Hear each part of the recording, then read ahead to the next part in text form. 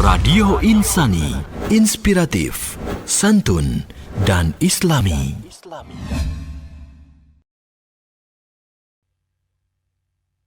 Bismillahirrahmanirrahim. Assalamualaikum warahmatullahi wabarakatuh. Innal hamdalillah nahmaduhu wa nasta'inuhu wa nastaghfiruh wa natubu ilaihi wa na'udzu billahi min shururi anfusina wa min sayyiati a'malina. Fa innahu may yahdihillahu fala mudilla lahu wa may yudlil fala hadiya lahu. Asyhadu an la ilaha illallah wahdahu la syarika lahu wa asyhadu anna Muhammadan abduhu wa rasuluh. Qala Allah tabaraka wa ta'ala fi kitabihil karim, ya ayyuhalladzina amanu taqullaha haqqa tuqatih wa la tamutunna illa wa antum muslimun. Ya ayyuhan nasu taqu rabbakumul ladzi khalaqakum min nafsin wahidah wa khalaqa minha zawjaha wa batha minhuma rijalan katsiran wa nisaa'a wattaqullaha alladzi tasaaluna bihi wal arham innallaha kana 'alaikum raqiba. Ya ayyuhalladzina amanu taqullaha wa qulu qalan sadida yuslih lakum a'malakum wa yaghfir lakum dhunubakum wa may yuti'illaha wa rasulahu faqad faza fawzan 'azima. Wa qala nabiyyuna 'alaihi salatu wassalam, fa inna ahsanal kalam kalamullah wa khairul huda huda Muhammadin sallallahu alaihi wasallam wa syarrul umuri muhdatsatuha wa kullu bid'atin dhalalah, amma ba'd. Ayuhal ahibbah hadirun wa hadirat, kaum muslimin wal muslimat, azanallahu wa iyyakum jami'an. Alhamdulillah, pada kesempatan bagi yang berbahagia ini Allah Subhanahu wa taala memberikan kemudahan kepada kita semuanya untuk melangkahkan kaki menuju salah satu rumah di antara rumah-rumah Allah Subhanahu wa taala dalam rangka mempelajari ayat dan juga hadis Nabi sallallahu alaihi wasallam yang kita berharap semoga Allah Subhanahu wa taala berkenan memberikan ilmu yang bermanfaat kepada kita semuanya, yang bisa kita aplikasikan, yang bisa kita tularkan kepada orang-orang yang kita cintai yang ada di samping kiri kanan kita, amin ya rabbal alamin. Tidak lupa salawat serta salam semoga senantiasa terlimpahkan, tercurahkan kepada suri tauladan kita Nabi Agung Muhammad sallallahu alaihi wasallam, kepada keluarga beliau, kepada para sahabatnya, serta kepada umatnya yang tetap setia di atas ajarannya hingga hari akhir nanti. Para hadirin kaum muslimin wal muslimat, pada kesempatan bagi yang berbahagia ini, sebagaimana tadi disampaikan oleh panitia, kita akan membahas suatu tema yang berkaitan dengan pasar akhirat, yang nanti insyaallah setelah salat duhur akan dilanjutkan dengan pasar dunia. Sorenya nanti pasar malam. Nanti usul sama panitia. Ada pasar akhirat, ada pasar dunia, lalu pasar malam. Ya. Para hadirin kaum muslimin wal muslimat, azanallahu wa iyyakum jami'an. Sebelum kita masuk pada materi yang akan kita sampaikan, saya ingin membuka pengajian kita dengan sebuah pertanyaan. Kira-kira ketika Anda itu sedang merasakan kegundahan hati, ketika sedang galau, itu biasanya apa yang Anda lakukan? Ketika sedang galau, ketika sedang enggak nyaman hati, biasanya apa yang Anda lakukan? Enggak pernah? Galau, utangnya akeh. Kan galau kan? Besok mikir bayar hutang dari mana? Kira-kira apa yang Anda lakukan? Biasanya ngapain? Biasanya ngapain? Mancing, ya mancing untuk menghilangkan kegalauan, keresahan, kegundahan hati, ya mancing. Yang lain? Kalau ibu-ibu biasanya akan jawab datang ke pasar, mall, sekedar nongkrong atau lihat barang baru. Ya kalau ada pakaian baru, oh ini lumayan, kita tahu harganya, nanti kalau punya duit beli ya. Atau yang lain, biasanya kalau sedang galau hatinya, ngapain? Mancing, datang ke pasar, terus ngapain? Biasanya ngapain? Biasanya kegalauan hati itu bisa terobati kalau kita melakukan sesuatu yang bisa menjadikan hati kita tentram kembali. Ya, macam-macam manusia, ada yang suka datang ke tempat rekreasi untuk menghilangkan kegalauan. Tapi ada yang lebih baik daripada itu adalah ketika kita sedang galau hatinya, maka yang terbaik adalah mendatangi majelis pengajian. Kenapa? Karena kegalauan hati itu disebabkan karena kurangnya iman kita. Iman kita sedang drop. Iman kita sedang turun grafiknya. Maka agar keimanan kita bisa naik lagi grafiknya, keimanan kita bisa full kembali, tidak ada cara lain kecuali adalah kita semakin merutinkan diri mendatangi majelis pengajian. Oleh sebab itu, kalau kita datang di sebuah majelis pengajian, kita akan merasakan bagaimana semangat iman yang ada di dalam diri kita. Kita memiliki seakan-akan kalau hati yang ada di dalam tubuh ini itu dipenuhi dengan keimanan, semangat. Ibarat sebuah baterai, kita habis ngecas. Kita habis ngecas, ya. Jadi ketika kita galau, cara yang terbaik agar kita bisa menghilangkan kegalauan hati adalah dengan menghadiri majelis pengajian. Jangan suka mancing. Kalau mancing malah justru tambah galau, ya. Justru tambah galau, ya. Belum lagi kalau yang dipancing enggak kena. Datang ke pengajian. Ya, datang ke pengajian, nanti kita akan merasakan bagaimana, ya, hati kita akan semakin semangat. Para hadirin kaum muslimin wal muslimat rahimani wa rahimakumullah. 1 jam mendatang insyaallah kita akan membahas sebuah tema yang kita beri judul Pasar Akhirat. Sebagaimana makalah yang ada di hadapan para hadirin semuanya, maka kita akan awali dengan pengertian pasar, ya. Karena manakala disebutkan kata pasar atau kita mendengar kata pasar, maka akan mengingatkan kepada kita semuanya pada sebuah tempat.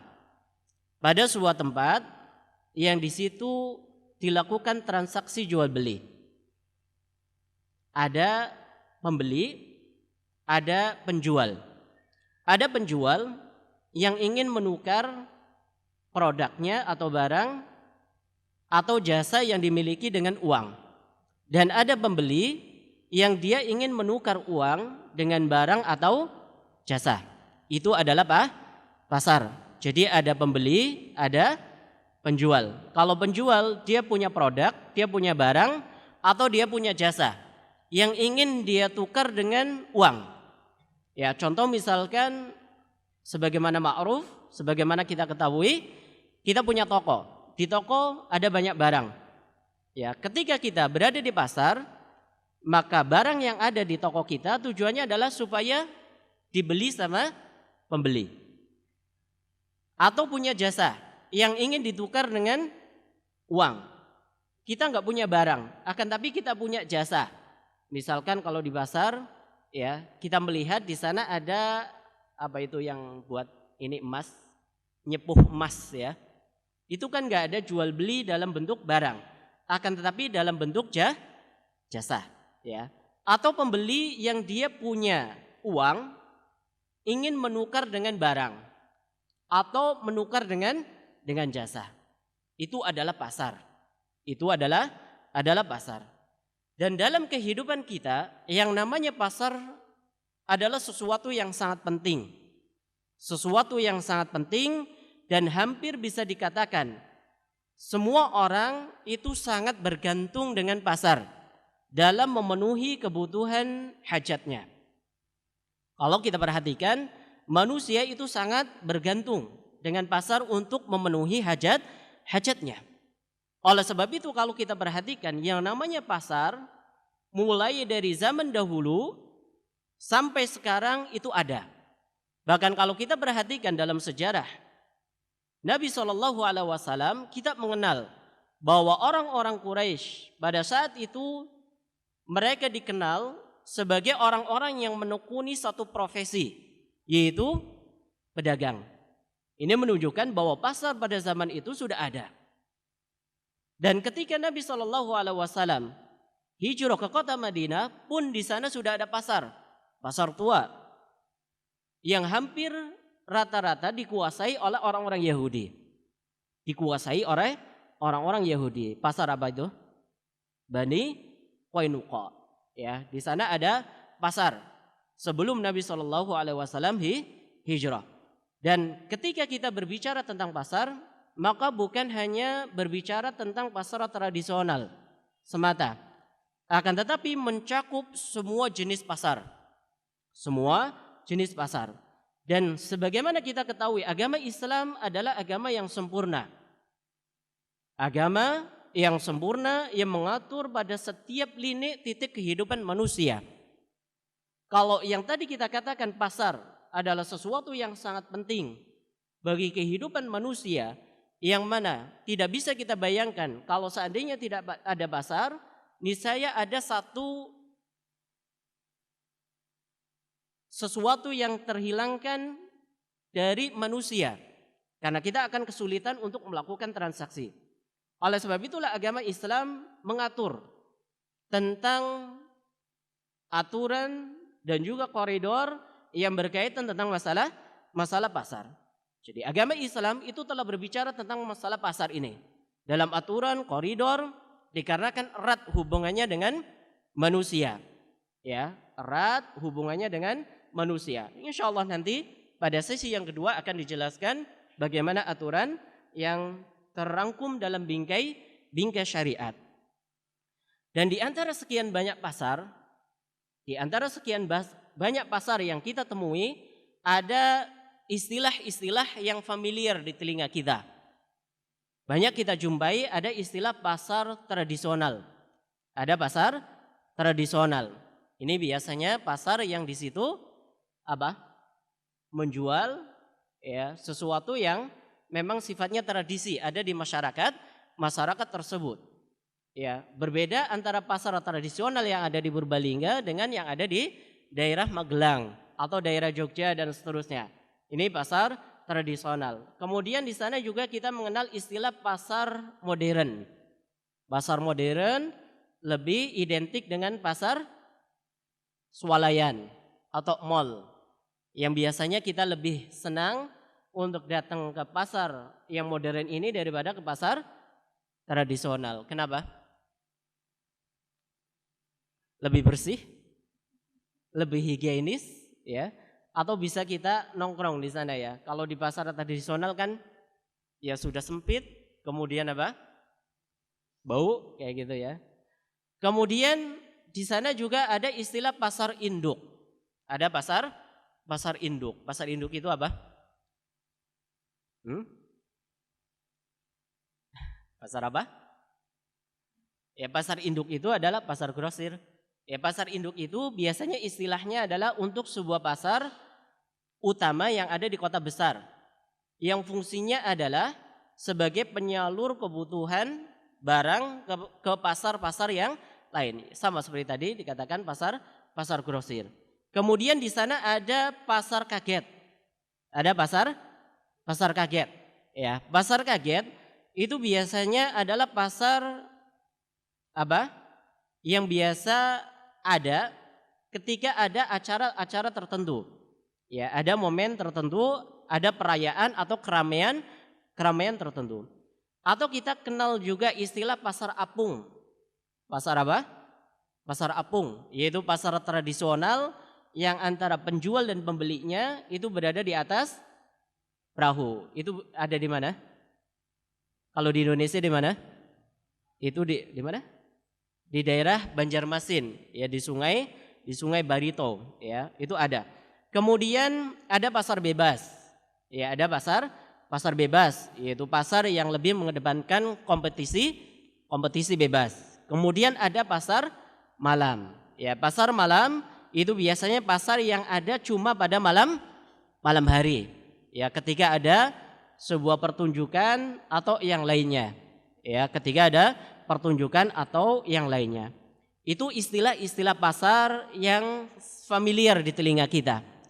Namun, kalau kita perhatikan, di sana ada satu pasar yang luput dari pandangan kita. Di sana ada satu pasar yang luput dari pandangan kita, yaitu pasar akhirat. Yaitu pasar akhirat. Di mana Allah SWT, sebagaimana dalam pasar dunia, itu ada batas waktu. Ya, ada pasar yang 24 jam, ada pasar yang cuma pagi hari, dan tadi kita jelaskan ada pasar yang cuma pada malam hari. Ya, pasar malam, ada pasar kaget, kemudian tadi ada pasar modern dan seterusnya. Demikian pula dalam pasar akhirat, di mana Allah SWT itu membuka selebar-lebarnya. Allah SWT membuka pasar akhirat itu seluas-luasnya tanpa ada waktu, ada batasan waktu. Dan kalau kita perhatikan, bentuknya pun beragam. Bentuk pasar akhirat juga beragam. Ya, ada pasar yang dibuka sepanjang tahun, sebagaimana nanti kita akan jelaskan. Kemudian ada pasar kaget dalam tanda kutip. Ya, kemudian ada pasar malam yang nanti insya Allah kita akan jelaskan. Ini semuanya Allah SWT sediakan bagi kita sebagai sarana untuk bertransaksi. Sebagai sarana untuk bertransaksi. Sebagaimana kita ketahui, pasar dunia itu biasanya terkadang ramai pengunjungnya, juga terkadang sepi. Ya, pun demikian dalam masalah pasar akhirat. Kadang turun naik grafiknya. Ya, terkadang ramai pengunjungnya, terkadang bahkan tidak ada yang mau mendatangi. Ya, ini suatu yang bisa dikatakan sebagai ketentuan dari Allah SWT. Dari sini berarti kita bisa memahami bahwa di sana ada pasar akhirat yang Allah SWT buka bagi kita semuanya selebar-lebarnya, agar nantinya kita bisa mengambil keuntungan dunia dan juga keuntungan akhirat. Di mana kalau kita perhatikan, dari sekian banyak syariat yang Allah SWT wajibkan kepada kita, itu mengandung dua keuntungan. Ada keuntungan dunia, ada keuntungan akhirat. Ada keuntungan duniawi, ada keuntungan ukhrawi. Yang biasanya kita ketika hidup di dunia ini sering menjadikan tolak ukur sebuah keberhasilan itu ketika mendapatkan keuntungan duniawi. Biasanya seperti itu, ya. Orang dikatakan sukses ketika sudah sukses dari segi duniawi, ya. Akan tetapi perlu kita ketahui bahwa dari sekian banyak syariat yang Allah SWT wajibkan kepada kita, itu banyak di situ mengandung keuntungan duniawi sebelum keuntungan ukhrawi. Kita ambil contoh, misalkan adanya syariat mengerjakan puasa Ramadan. Puasa Ramadan. Ketika kita mengerjakan ibadah puasa Ramadan, maka di sana banyak keuntungan yang bisa kita raih. Dari satu sisi keuntungan duniawi, dari satu sisi yang lain adalah keuntungan ukhrawi. Keuntungan duniawi dari segi apa? Dari segi apa? Saya bertanya, siapa yang paling berharap kalau sepanjang tahun itu jadikan sebagai bulan Ramadan? Siapa? Para pedagang. Kenapa? Karena kalau berdagang pada bulan Ramadan itu mengambil, ya, dapat untung luar biasa, ya. Bila mana ya perlu kalau sepanjang tahun itu bulan Ramadan. Makanya ada istilah apa? Kalau mau lebaran perbegan, ya, perbegan. Ya, ini menunjukkan bahwa setiap syariat yang ada dalam agama Islam itu mengandung keuntungan ukhrawi. Dari sinilah kita bisa mulai masuk pada materi yang akan kita sampaikan berkaitan dengan masalah pasar akhirat. Apa yang dimaksud dengan pasar akhirat? Yang dimaksud dengan pasar akhirat yaitu tempat atau media untuk bertransaksi jual beli antara pihak pertama selaku pencipta, yaitu Allah Subhanahu wa taala, dengan pihak kedua sebagai hambanya. Sebagaimana kita ketahui, yang namanya dalam transaksi jual beli itu ada berapa unsur? Ada berapa unsur? Jenengan kalau melakukan transaksi jual beli, ada pembeli, ada penjual. Lalu ada apanya? Ada barang. Ada barang, ya. Dan yang dimaksud di dalam pasar akhirat ini adalah transaksi yang kita lakukan sebagai hambanya Allah Subhanahu wa taala bersama Allah Subhanahu wa taala. Sebagaimana yang disebutkan oleh Allah Subhanahu wa taala di dalam surat At-Taubah ayat 111. Ayat 111. Allah Subhanahu wa taala mengatakan innallaha astara minal mu'minina anfusahum wa amwalahum bi anna lahumul jannah. Kata Allah Subhanahu wa taala, Allah Subhanahu wa taala akan membeli dari orang-orang yang beriman harta dan jiwa mereka dengan surga. Ini adalah transaksi yang dilakukan oleh Allah Subhanahu wa taala bersama hamba-hambanya yang beriman.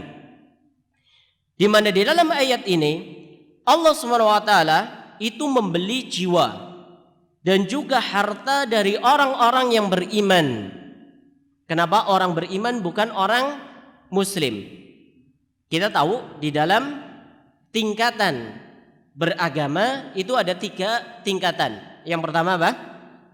Islam, yang pelakunya adalah apa?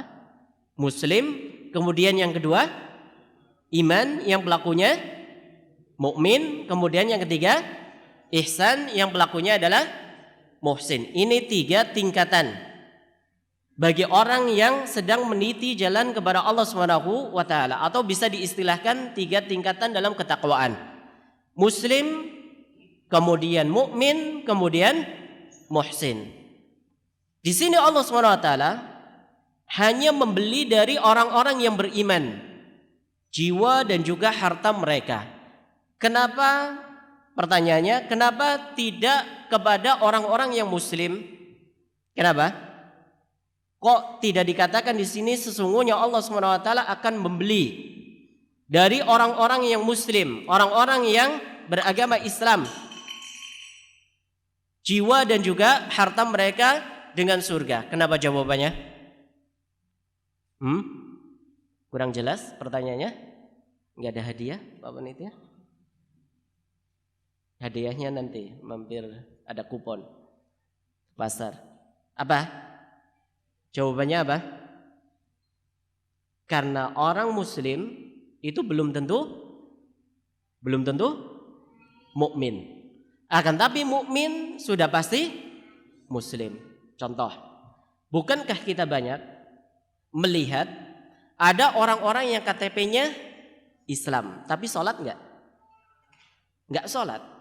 Ada orang yang mengaku muslim akan tapi enggak mau mengerjakan ibadah puasa Ramadan. Ini menunjukkan bahwa orang-orang yang berimanlah yang mau mengorbankan jiwa dan juga raganya serta hartanya untuk Allah Subhanahu wa taala. Oleh sebab itu di sini Allah Subhanahu wa taala itu hanya menyebutkan secara spesifik kepada orang-orang yang beriman bahwa Allah Subhanahu wa taala akan membeli dari orang-orang yang beriman harta dan juga jiwa mereka dengan apa? Dengan surga. Yang mana di sini Allah Subhanahu wa taala ketika membeli dari orang-orang yang beriman jiwa dan juga harta yang telah dikorbankan untuk Allah Subhanahu wa taala, alat pembayarannya itu adalah dengan apa? Dengan surga. Karena sebagaimana tadi saya katakan bahwa dalam transaksi jual beli itu ada 3 unsur. Ada pembeli, ada penjual. Ada pembeli, ada penjual. Di sini pembelinya adalah Allah Subhanahu wa taala. Penjualnya adalah orang yang beriman. Ya, betul? Alat tukarnya adalah apa? Surga. Ya. Ada penjual, ada pembeli, ada alat tukar. Biasanya dalam transaksi jual beli itu ada 3 unsur tadi.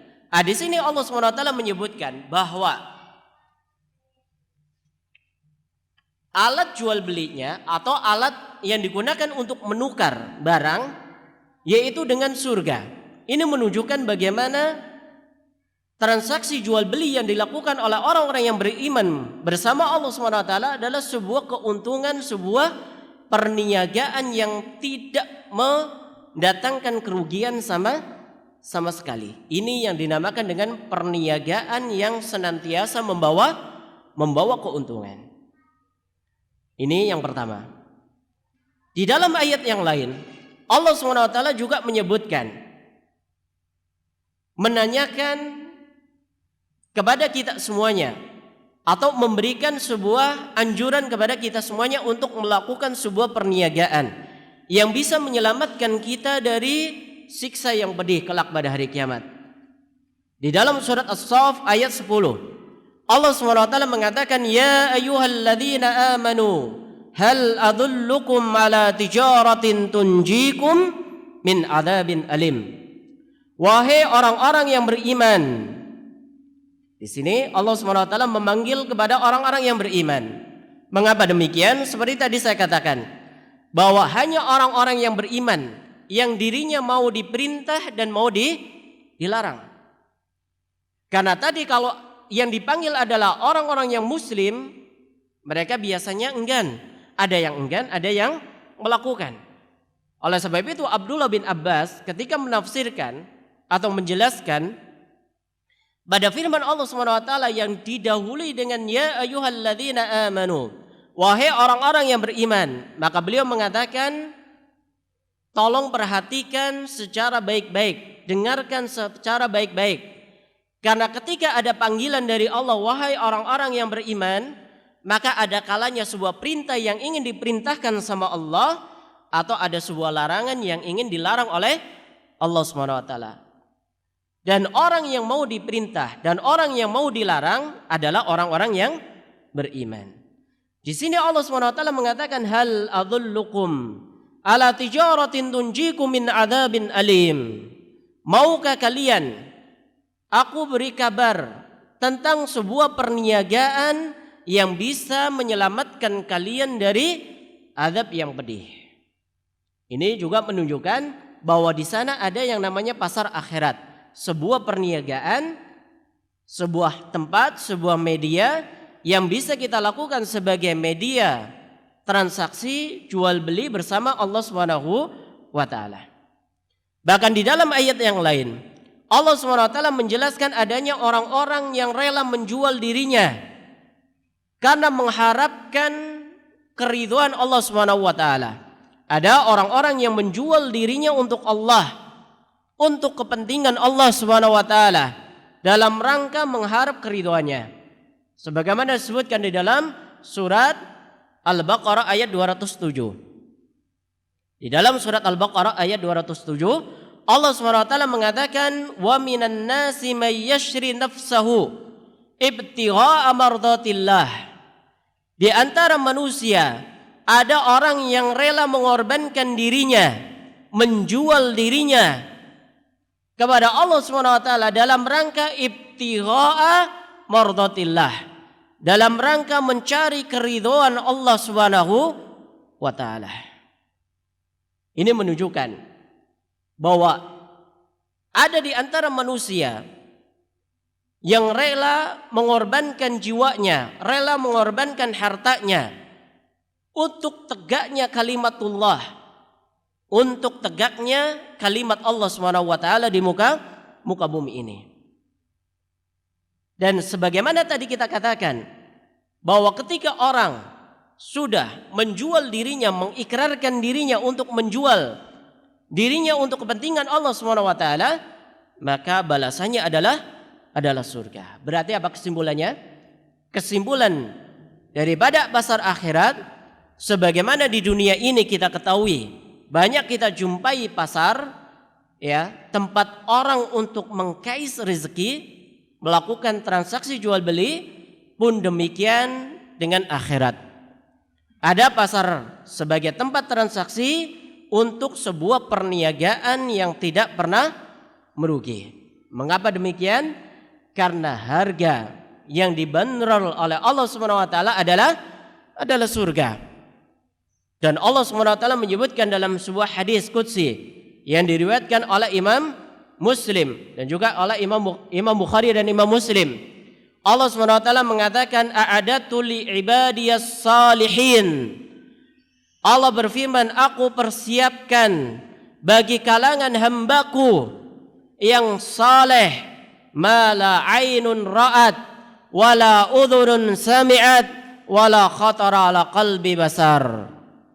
Aku persiapkan bagi kalangan hambaku yang saleh apa yang belum pernah terlihat, apa yang belum pernah terdengar, dan apa yang belum terlintas dalam benak manusia, yaitu sebuah kenikmatan yang ada di dalam surga. Saya tanya, di surga ada enggak yang namanya rambutan?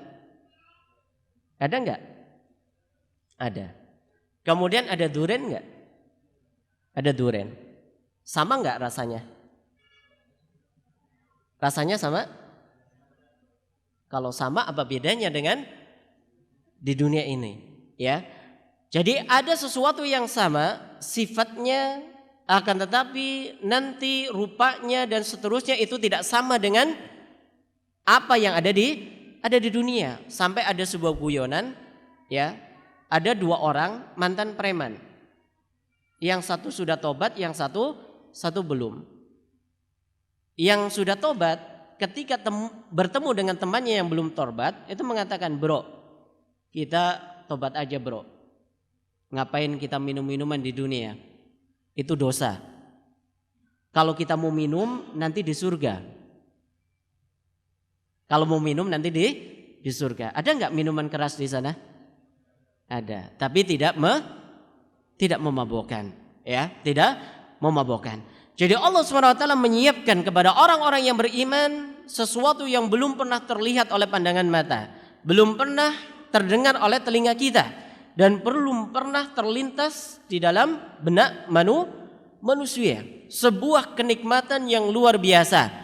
Sebagaimana yang Allah SWT sebutkan dalam surat Asy-Sajdah ayat 17. Allah mengatakan, "Fala ta'lamu nafsun ma ukhfiya lahum min qurrati a'yun jazaa'an bima kanu ya'malun." Tidak ada seorang pun yang mengetahui berbagai nikmat yang menanti kelak pada saat orang masuk ke dalam surga. Kenikmatan yang luar biasa, yang indah dipandang mata, sebagai balasan bagi mereka atas apa yang mereka kerjakan. Yang mana Allah SWT seringkali menggambarkan kenikmatan surga itu dengan, ya, sering di dalam Al-Quran disebutkan dengan tajri min tahti hal anhar, yang mengalir di bawahnya sungai-sungai. Apa hubungannya sebuah kenikmatan di surga dengan air yang mengalir? Apa? Jenengan pernah mencoba untuk, ya, merenungi atau mentadaburi apa sih nikmatnya ada sungai yang mengalir di bawah surga? Apa jawabannya? Bukankah kalau kita hidup di dunia ini dekat dengan sungai, itu kan kewedian apa? Mau kebanjiran. Kok di surga disebutkan mengalir di bawahnya sungai? Kenapa?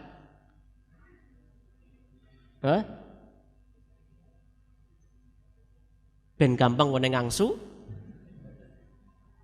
Atau kenapa? Kita tahu bahwa sebuah kenikmatan itu akan semakin sempurna apabila kenikmatan tersebut bisa kita rasakan secara fisik dan secara batin. Bukankah orang ada yang dari segi materi luar biasa banyaknya, akan tetapi belum tentu dari segi batinnya merasakan kebahagiaan dari materi yang dia miliki. Kan sekarang ada orang kaya akan tetapi belum tentu bahagia.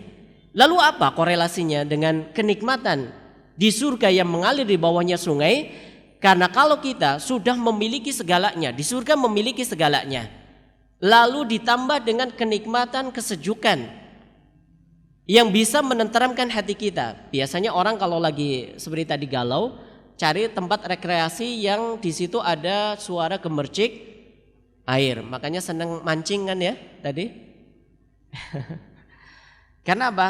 Menjadi tenang, menjadi tenteram. Itu fungsinya. Dengan kita mendengar ya gemercik air, ya suara air yang mengalir, itu akan semakin menambah kenikmatan yang ada di dalam hati kita.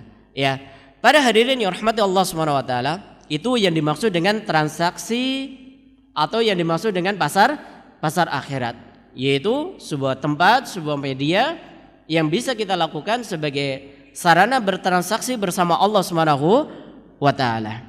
Namun sebagaimana kita ketahui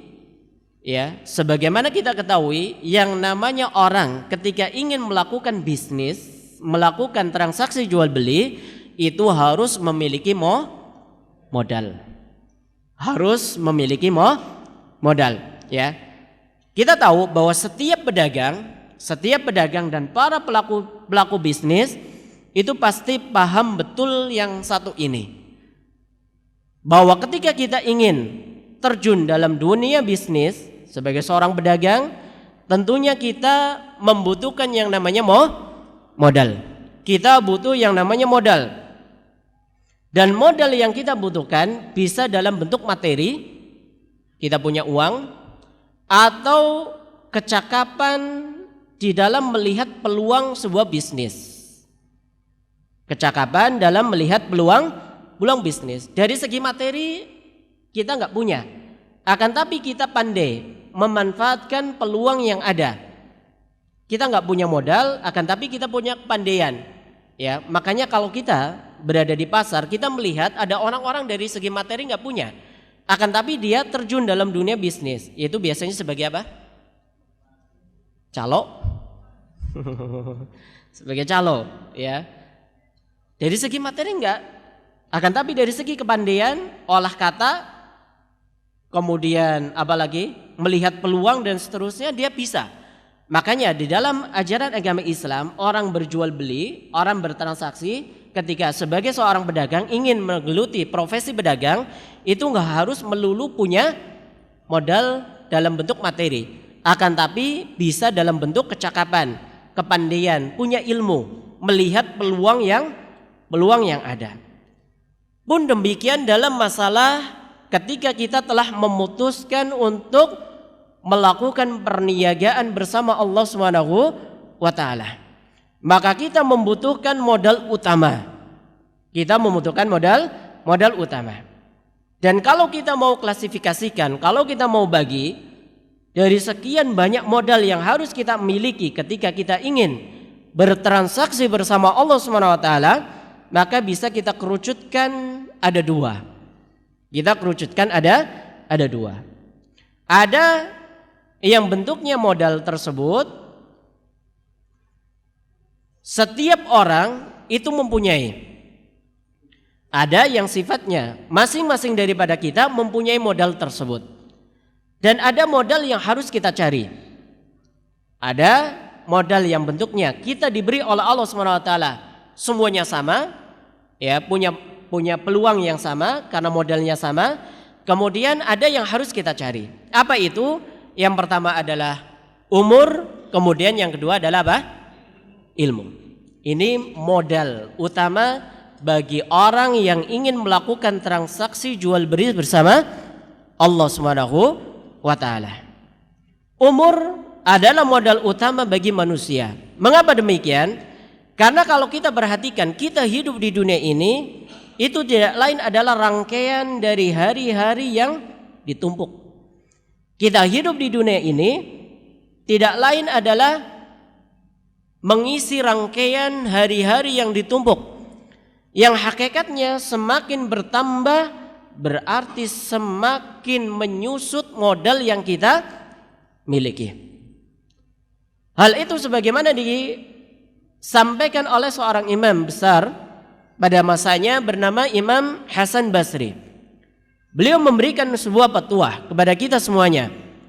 Beliau mengatakan, innama anta ayyamun majmu'ah, kullama madha yaumun madha ba'duka. Kata beliau, engkau adalah rangkaian dari hari-hari yang ditumpuk. Sekali hari itu telah lewat, maka hakikatnya engkau telah kehilangan jatah umur. Ini kalau kita sadari bahwa semakin orang bertambah usianya berarti semakin dekat apa nih? Nyuwun sewu pacule. Ya. Semakin bertambah usia kita berarti semakin sedikit modal yang kita miliki. Oleh sebab itu perlu kita ketahui bahwa yang namanya usia, yang namanya umur adalah modal utama bagi kita semuanya untuk melakukan transaksi bersama Allah Subhanahu wa taala. Oleh sebab itu bagi orang yang cerdas, dia akan memanfaatkan betul setiap momen kehidupan yang dia jalani. Setiap aktivitas yang dia lakukan, maka dia akan jadikan sebagai salah satu sarana yang bisa mendekatkan diri kepada Allah Subhanahu wa taala. Dan kalau kita perhatikan lebih jauh lagi, umur umatnya Nabi SAW itu nggak panjang, tidak seperti umat pada zaman dahulu. Dalam sebuah hadis yang diriwayatkan oleh Imam Tirmidzi, Nabi kita SAW mengatakan, "A'marul ummati ma baina sittina wa sab'in." Kisaran umatku, kata Nabi SAW, itu antara 60 sampai 70 tahun. Berarti kalau sekarang kita umurnya sudah pira? 50 tahun, berarti tinggal 10 tahun. Ketika usia kita sudah 60 tahun, berarti nyun sewu nunggu, ya. Itu kisaran umatnya Nabi SAW. Wa aqalluhum ma yujawizu dzalik. Dan sangat sedikit yang melampaui usia tersebut. Artinya usianya Nabi SAW itu sekitar 60-70 dan sangat sedikit yang melampaui 70 tahun. Ya, berarti dari sinilah penting bagi kita semuanya untuk bisa memanfaatkan modal utama yang Allah SWT berikan kepada kita semuanya. Oleh sebab itu, Allah SWT seringkali mengingatkan kepada kita dalam banyak ayat pentingnya sebuah umur. Allah SWT merekam bagaimana orang-orang kafir, orang-orang yang merugi pada hari kiamat, yang mereka masuk ke dalam neraka. Di dalam surat Fatir ayat 37, Allah SWT menyebutkan wahum yastarikhuna fiha. Orang-orang yang merugi ketika di dunia tidak mau memanfaatkan umurnya untuk amal soleh, maka mereka berteriak ketika dimasukkan di dalam neraka dan memohon kepada Allah SWT, Rabbana akhrijna na'mal salihan ghairal ladzi kunna na'mal.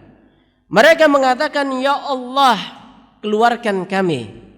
Niscaya kami akan melakukan amal kebaikan tidak seperti apa yang dahulu kami lakukan. Ini angan-angan orang yang masuk ke dalam neraka. Mereka memohon kepada Allah SWT supaya dikeluarkan oleh Allah, supaya bisa melakukan amal yang tidak sama seperti yang dahulu dia lakukan. Akan tetapi itu sudah terlambat. Makanya Allah SWT mengatakan, awalam nu'ammirkum ma yatadzakkaru fihi man tadzakkar wa ja'akumun nadhir. Kata Allah SWT, ya, bukankah kami telah memanjangkan umur kalian, telah kami beri umur yang cukup bagi kalian untuk berpikir, untuk bisa memikirkan apa yang ada di dunia ini. Makanya orang kalau sudah semakin sepuh seharusnya itu semakin dalam bisa memahami orientasi dan bisa memahami tujuan hidup. Karena adanya alam semesta ini, adanya kehidupan ini, tidak lain adalah supaya orang itu bisa memikirkan apa tujuan dia hidup di dunia. Makanya di sini Allah SWT mencela orang-orang yang telah diberi umur yang cukup, akan tetapi tidak mau memikirkan. Dan Allah SWT mengatakan, apakah tidak ada orang-orang yang memberikan peringatan kepada kalian? Adanya ustadz, adanya kiai, adanya rasul, adanya Al-Quran, adanya hadis Nabi SAW, adanya orang yang memberikan nasihat, adanya ceramah, adanya pengajian, adanya majalah dan seterusnya. Ini sebagai bentuk peringatan bagi kita semuanya agar kita bisa ingat bahwa umur yang Allah berikan kepada kita adalah modal utama yang bisa kita jadikan sebagai apa? Sebagai modal agar kita bisa meraih keuntungan kelak pada hari kiamat. Makanya Nabi SAW menyebutkan di dalam sebuah hadis yang sahih diriwayatkan oleh Imam Hakim dan dinyatakan sahih oleh beliau, di mana beliau menganjurkan kepada kita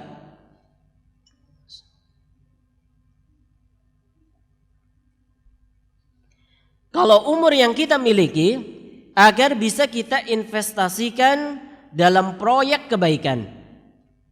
Umur yang Allah SWT berikan kepada kita seharusnya kita gunakan untuk investasi atau kita investasikan dalam proyek kebaikan.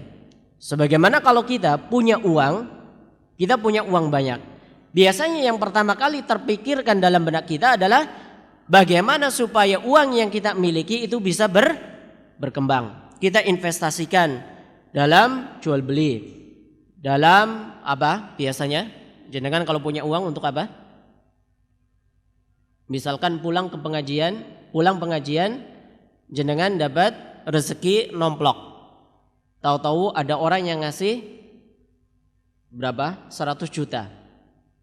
Siapa sih ngarep apa?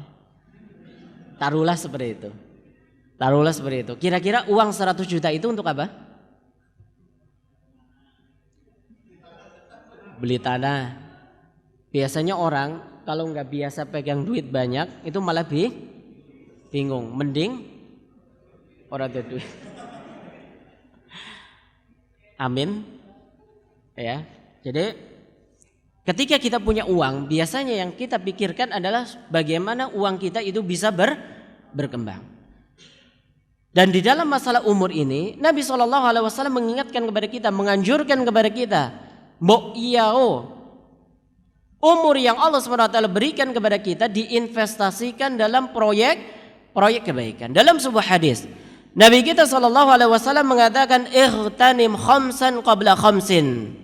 Manfaatkan 5 peluang sebelum datang 5 yang mengiringinya, atau 5 perkara yang lainnya. Ightanim khamsan qabla khamsin. Manfaatkan 5 peluang sebelum datang yang lainnya. Yang pertama adalah sababaka qabla haramika. Waktu mudamu sebelum datang masa tua. Karena masa muda adalah masa yang produktif. Sehingga ketika kita bisa memanfaatkan masa muda kita, maka nanti ketika kita sudah sampai pada usia tua, kita sudah memiliki tabungan yang cukup. Jangan maaf seperti sebagian orang, ketika masa muda digunakan untuk sesuatu yang tidak bermanfaat, giliran sudah tua kepinginnya untuk ibadah. Tidak salah, itu baik, akan tetapi ada sisi kekurangan. Ketika muda kita masih bisa jelas ketika membaca Al-Quran, giliran sudah sepuh karena giginya sudah tanggal, untuk ngomong sin be metune apa? Ya enggak jelas ketika kita membaca Al-Quran. Ketika kita ingin sholat cuma lama sedikit, boyoke kambuh, ya. Jadi manfaatkan masa muda sebelum datangnya masa tua. Kemudian yang kedua, wasihataka qabla saqamika. Waktu di mana kita sehat sebelum datangnya sakit. Karena ketika kita sakit, kita nggak bisa maksimal di dalam ibadah. Ya, coba jenengan terkena sakit gigi. Ya, sakit gigi digunakan untuk baca Quran. Kira-kira gimana? Ya, kepenak malam hari. Ya, jadi beda. Manfaatkan sehat. Ketika kita sehat, kita gunakan untuk ibadah. Kita manfaatkan peluang agar nantinya ketika kita sakit, kita sudah memiliki tabungan yang cukup. Kemudian yang ketiga, wahina aka qabla faqrika. Ketika kita kaya sebelum datangnya miskin. Karena sebagaimana kita ketahui, yang namanya roda itu pasti berputar. Ada kalanya kita di atas, ada kalanya kita di bawah. Ada kalanya kita kaya, ada kalanya kita miskin. Kita manfaatkan. Tatkala kita punya harta, kita manfaatkan untuk sesuatu yang baik. Kemudian yang keempat, kata Nabi sallallahu alaihi wasallam, wa wahrahaka qabla sughlika. Waktu luangmu sebelum datang waktu sibuk. Ketika kita memiliki waktu luang, kita manfaatkan untuk sesuatu yang membawa manfaat, perbaikan diri, atau untuk ibadah, atau sesuatu yang bermanfaat sebelum datangnya waktu sibuk. Soalnya kalau sudah sibuk, sudah kita akan kesulitan melakukan apa yang bisa kita lakukan ketika waktu luang. Kemudian yang terakhir kata Nabi sallallahu alaihi wasallam, wa hayatika qabla mautika. Mati sebelum datang, atau hidup sebelum datang kematian. Ya, ini 5 perkara yang dianjurkan oleh Nabi sallallahu alaihi wasallam agar kita bisa investasikan dalam perkara-perkara yang baik. Ini modal yang pertama. Apa itu? Umur. Jadi umur yang kita miliki, waktu yang kita miliki adalah modal utama bagi orang yang mau bertransaksi bersama Allah Subhanahu wa taala. Yang kedua adalah ilmu. Bahwa kepandaian memanfaatkan peluang adalah sebuah modal utama bagi pecinta akhirat. Bagi para pencinta akhirat. Kenapa demikian? Karena ilmu merupakan sarana terpenting untuk bisa meraih kesuksesan dalam perniagaan bersama Allah Subhanahu wa taala. Dan ini bisa terlihat pada beberapa kaidah yang diberikan oleh para ulama sebagai standar mutu ibadah yang menghasilkan keuntungan ukhrawi yang banyak. Ada beberapa kaidah yang diberikan oleh para ulama sebagai standar mutu ibadah yang nantinya bisa menghasilkan keuntungan ukhrawi yang banyak. Ya. Kita di sini menyebutkan ada 3, kurang-kurangnya ada 3 yang nanti mengerucut kepada masalah ilmu, pada masalah ilmu. Jadi ilmu di dalam perniagaan bersama Allah adalah sesuatu yang harus dimiliki oleh setiap orang yang ingin melakukan transaksi bersama Allah. Tanpa ilmu mustahil kita mendapatkan keuntungan, atau bisa jadi malah kita rugi.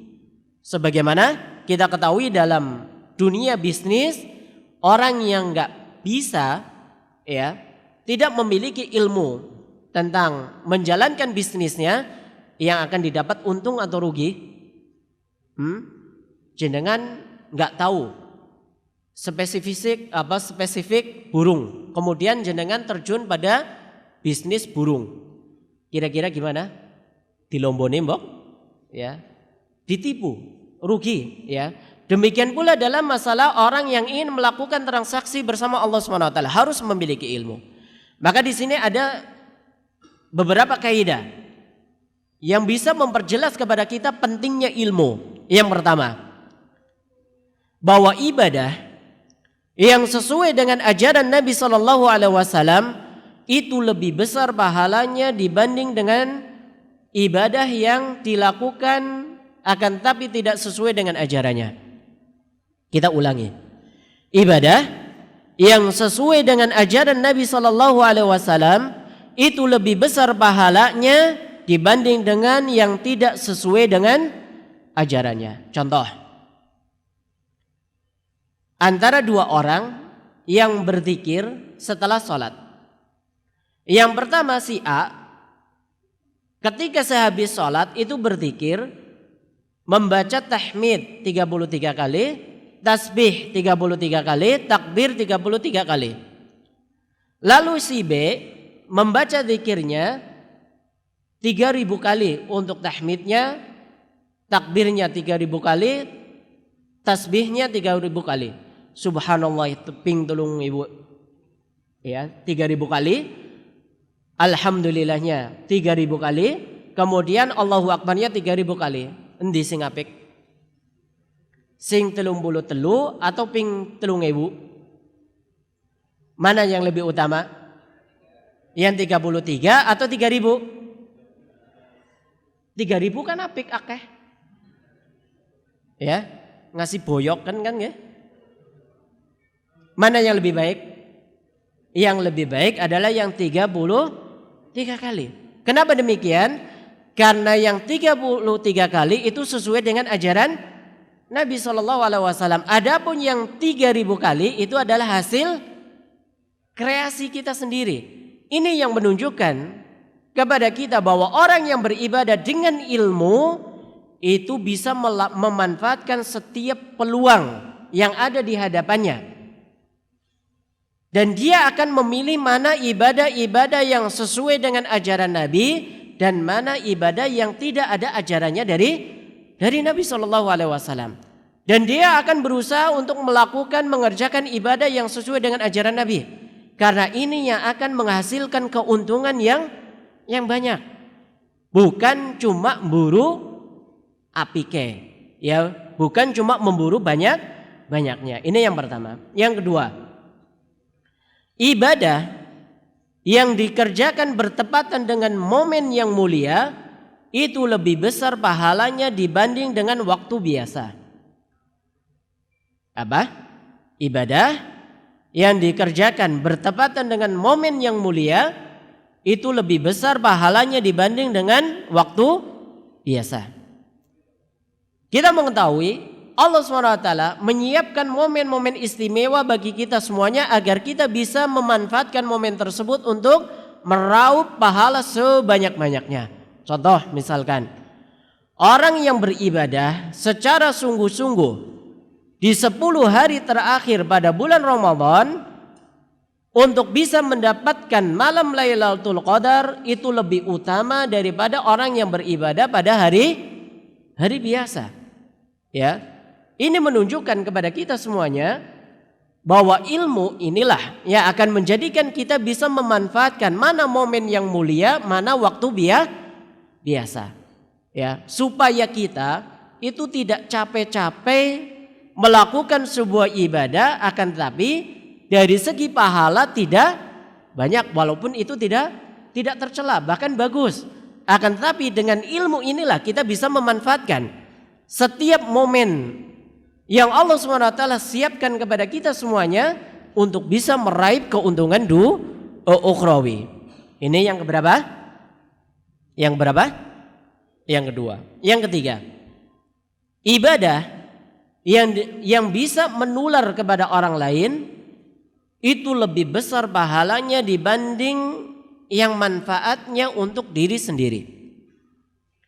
Ibadah yang manfaatnya bisa menular kepada orang lain itu lebih besar pahalanya dibanding dengan ibadah yang manfaatnya untuk diri sendiri. Contohnya apa? Ilmu. Contohnya adalah ilmu. Ketika kita punya ilmu dan kita amalkan ilmu tersebut lalu kita tularkan kepada orang lain, maka ibadah tersebut menjadi sebuah perniagaan bersama Allah yang menghasilkan keuntungan yang luar biasa, ya. Atau misalkan orang yang mengajak orang lain kepada kebaikan, makanya Nabi SAW mengatakan man dalla ala khairin falahu mithlu ajri fa'ilihi. Barang siapa yang mengajak kebaikan kepada orang lain, maka pahalanya akan ia dapatkan sama seperti pelakunya. Hanya sekedar menginformasikan pengajian misalkan, ayo besok kita ngaji. Atau misalkan kita mengajak orang untuk sholat berjamaah, lalu orang tersebut menghadiri pengajian atau ikut serta mengerjakan sholat berjamaah, maka kita akan mendapatkan pahala sama persis seperti orang yang kita ajak. Ini yang namakan dengan apa? Multi level apa? Pahala. Ya, sebagaimana di dunia ada multi level marketing, ada pula multi level pahala. Jadi kita bisa meraih pahala, mendapatkan poin pahala dari orang-orang yang kita ajak untuk melakukan kebaikan. Semakin banyak yang kita ajak berarti semakin banyak pahala yang kita kerjakan. Ini keuntungan yang tidak akan pernah merugi yang kita dapat. Ini perniagaan yang tidak akan pernah merugi yang akan kita dapat. Ini 3 ya kaidah yang semuanya mengerucut kepada kita semuanya untuk menjelaskan bahwa ilmu adalah modal utama bagi orang yang ingin melakukan transaksi jual beli bersama Allah Subhanahu wa taala. Namun biasanya kita hidup di dunia ini seringkali terabaikan dengan kesibukan-kesibukan dunia. Makanya orang itu baru sadar ketika modalnya sudah habis dan jatah kesempatan yang diberikan oleh Allah SWT itu sudah diambil. Maka pada saat itulah orang baru sadar, oh iya ternyata kehidupan yang ada di dunia ini adalah sebagai sarana semata. Karena di sana ada kehidupan yang hakiki. Oleh sebab itu jangan jadikan atau jangan sampai kita lalai pada kehidupan dunia. Karena seringkali kita menjadikan standar keberhasilan orang hidup di dunia ini itu seringkali diukur manakala orang itu sudah berhasil. Atau sering diistilahkan orang sudah jadi orang. Ketika orang tersebut sudah sukses dengan harta, mendapatkan apa? Tahta, kemudian wanita, kemudian apa lagi? Sering diistilahkan apa? Avanza. Ya, ada harta, ada tahta, ada wanita, ada avanza, ya. Orang seringkali menjadikan tolak ukur keberhasilan di dunia ini itu dengan keberhasilan tadi. Sehingga apa? Orang itu akan sibuk untuk mengejar mencapai tolak ukur yang diberikan oleh manusia tersebut. Sehingga ujungnya akan mengakibatkan orang akan lalai tujuan utama hidup di dunia ini. Ya. Sebagaimana kita ketahui bahwa kapan sebuah masa itu menjadikan tolak ukur sebuah keberhasilan pada sebuah perkara tertentu, maka orang tersebut akan mengejar dan akan menjadikan tolak ukur pada keberhasilan tersebut. Kita ambil contoh.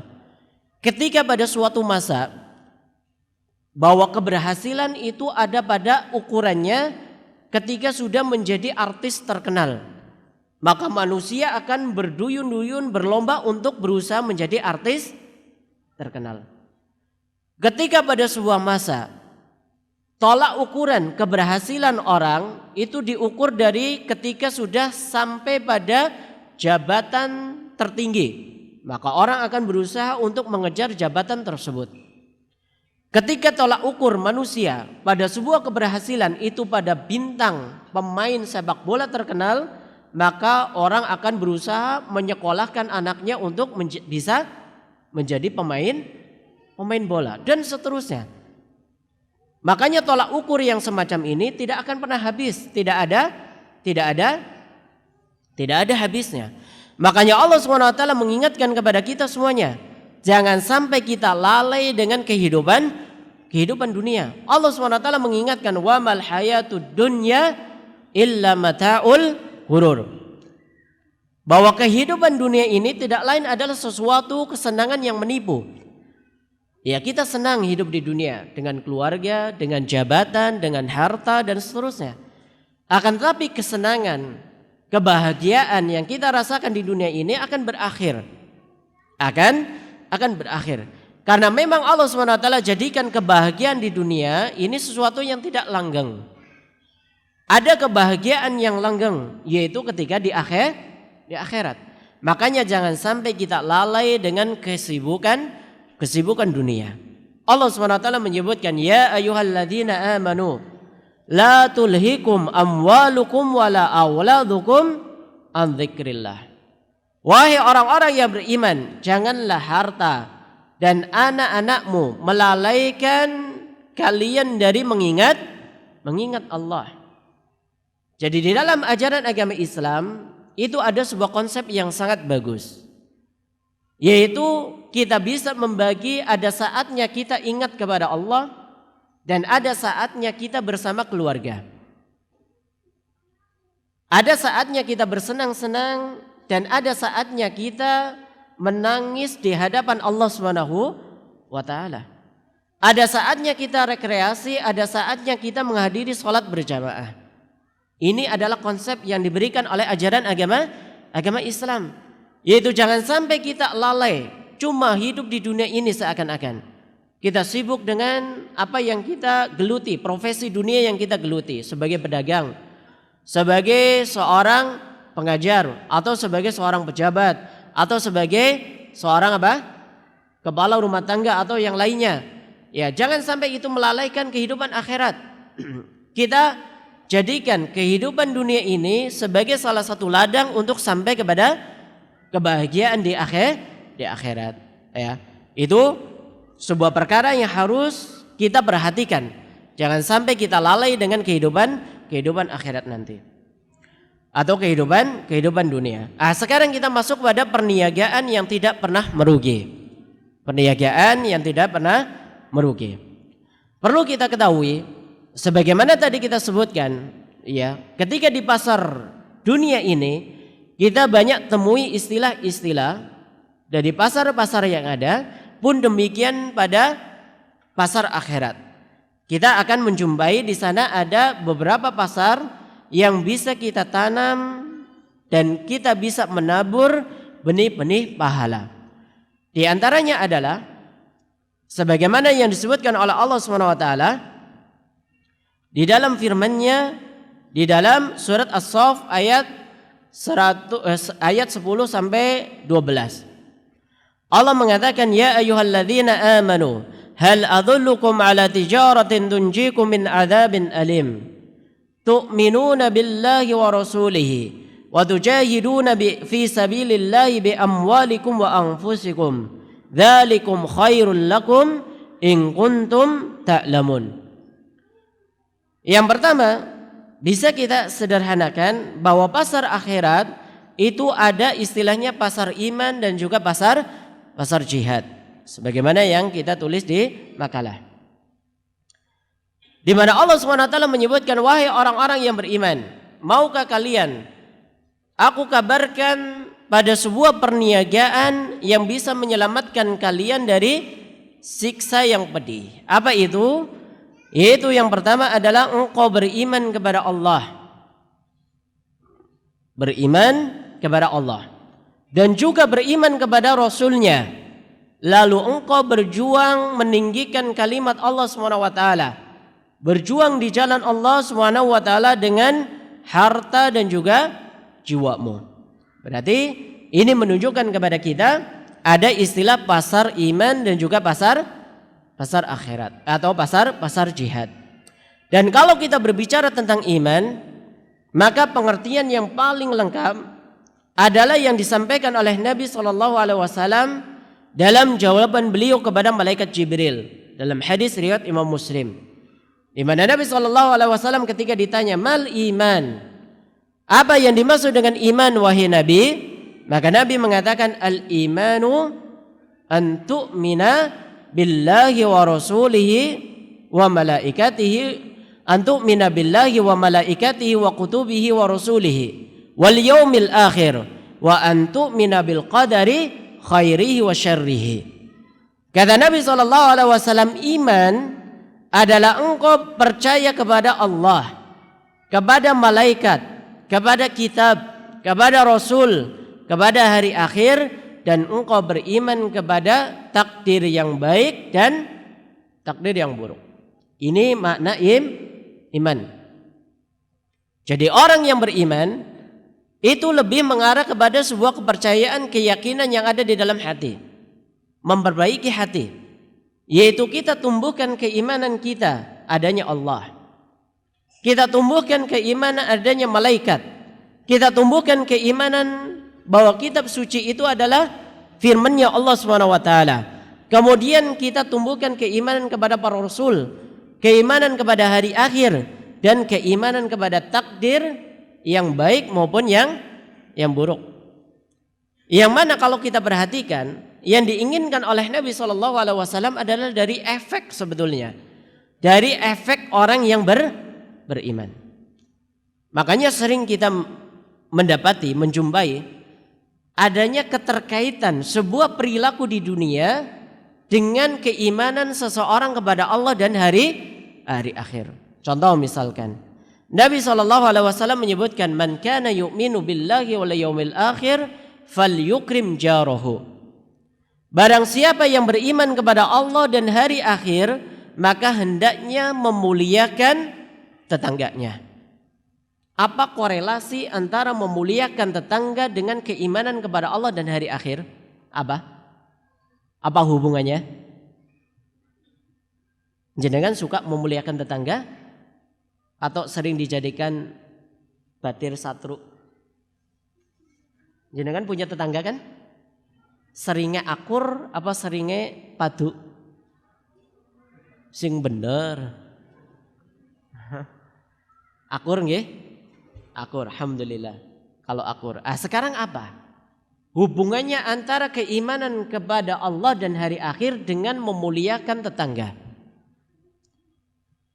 Ini karena nggak ada hadiahnya, mana Pak Panitia jadi kurang semangat. Apa? Ayo. Yang bisa jawab ada hadiah, insya Allah nanti. Hadiahnya sudah di hadapan jenengan, itu ada snack. Apa hubungannya? Nggak ada? Ada lah, insya Allah ada yang tahu. Sering mendengar kok. Apa kira-kira? Hubungannya apa? Antara keimanan kepada Allah dan hari akhir dengan memuliakan tetangga. Ini kan ada kaitannya dengan keimanan kita kepada Allah dan hari akhir. Nggak ada yang bisa ini? Insya Allah ada. Atau malu-malu, tawadhu ya. Tawadhu. Saya berikan ilustrasinya mudah. Orang kalau beriman kepada Allah dengan benar dan iman kepada hari akhir dengan benar, dirinya akan rela berkorban, dirinya akan berusaha apa yang dia mampu untuk bisa memuliakan tetangganya. Walaupun barangkali tetangganya tidak meresponnya atau tetangganya tidak mau memberikan hal yang sama kepada kita. Karena yang lebih menjadikan orientasinya dia melakukan baik kepada tetangga tidak lain adalah keimanannya dia kepada Allah dan keimanannya dia kepada hari akhir. Contoh misalkan, ketika orang beriman kepada Allah dan hari akhir, maka dia nggak akan sungkan-sungkan ngasih tetangganya dengan apa yang dia miliki. Misal ketika sore hari, ya enaknya kalau musim hujan itu goreng mendoan. Ketika goreng mendoan, ingat sama tetangga. Kayaknya tetangganya juga kepengin maam mendoan. Lalu dia kasih 1 piring mendoan kepada tetangganya. Ya, 1 piring mendoan. Lalu ternyata keesokan harinya ternyata kok piringnya cuma balik kosong. Jenengan kepripun? Deneng kosong. Ya, jenengan niate awe mendoan sepiring go mancing apa kepengen pahala? Ini ada pada iman. Ada pada iman. Bagi sebagian orang ada yang melakukan hal ini barangkali untuk mancing. Oh kayak barangkali dipancing karo mendoan sepiring esuk baline roti bakar. Atau misalkan besok barangkali bisa balik ayam bakar. Ada sebagian yang seperti itu mungkin, ya. Akan tetapi bagi orang yang beriman kepada Allah dan hari akhir, maka hal yang semacam itu tidak menjadikan orientasi. Karena yang menjadi orientasi, tujuan intinya adalah bahwa mendoan sepiring walaupun baliknya kosong tetap akan diganjar sama Allah Subhanahu wa taala. Jadi keimanan kita kepada Allah dan hari akhir itu bisa yang lebih diintikan atau lebih pada tujuan intinya adalah terlihat dari efek perilaku kehidupan orang yang beriman.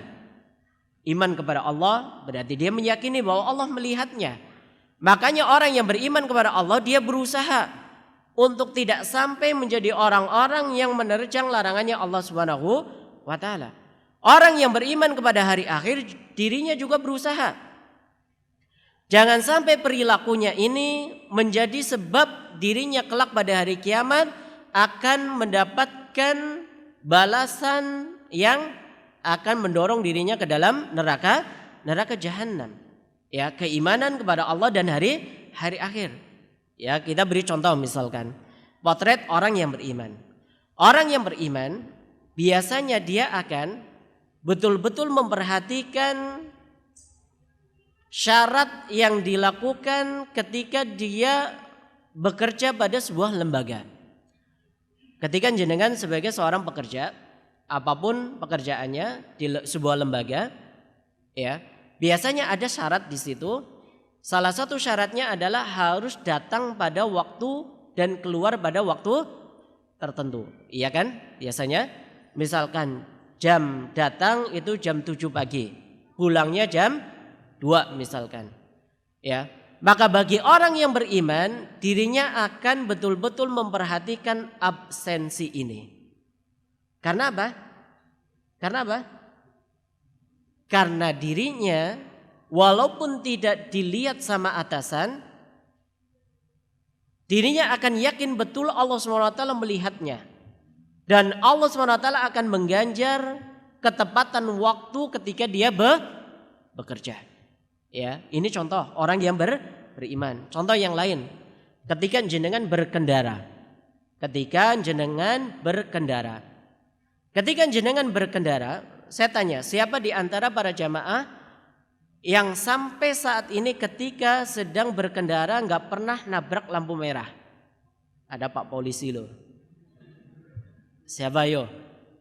Yang nggak pernah ketika lampu merah berhenti, jenengan berhenti, nggak nabrak? Siapa yo? Nah, nabrak semuanya ya. Apalagi kalau posisinya sedang buru-buru, tanggung, nembe kuning Ustaz. Tabrak ya. Ini terlihat dari keimanan kepada Allah dan hari akhir. Mengapa bisa dikatakan keimanan kepada Allah dan hari akhir? Karena yang pertama, peraturan tersebut dibuat adalah demi kemaslahatan kita bersama. Karena betapa banyak kita lihat kecelakaan terjadi disebabkan gara-gara nabrak lampu merah. Berarti kemaslahatan adanya peraturan lampu merah, ya, peraturan lalu lintas tadi adalah untuk kemaslahatan kita bersama. Berarti wajib kita taati. Dan itu bisa terlihat bagi orang-orang yang beriman. Walaupun barangkali di situ tidak ada Pak Polisi, tetap dia akan berhenti. Dan dia jadikan sebagai salah satu sarana untuk beribadah kepada Allah SWT. Siapa? Ketika ada orang berhenti di lampu merah, dia dijadikan sebagai media untuk beribadah kepada Allah. Siapa? Jenengan berhenti di lampu merah kemudian kian gong ibadah. Ada enggak yang seperti itu? Hah? Atau jenengan suet temen? Pernah enggak jenengan niatkan untuk ibadah ketika berhenti di lampu merah? Hah? Belum pernah? Masya Allah, itu pahala yang lepas dari jenengan. Makanya tadi kita berikan 3 kaidah. Bahwa ibadah yang dilakukan pada momen tertentu itu bisa menghasilkan pahala. Ya. Itu bisa menjadi sebuah ladang ibadah manakala kita niatkan dalam rangka mentaati peraturan pemerintah. Orang taat kepada pemerintah itu ibadah atau bukan? Ibadah. Apa dalilnya? Ya ayyuhalladzina amanu atiullaha wa atiur rasul wa ulil amri minkum.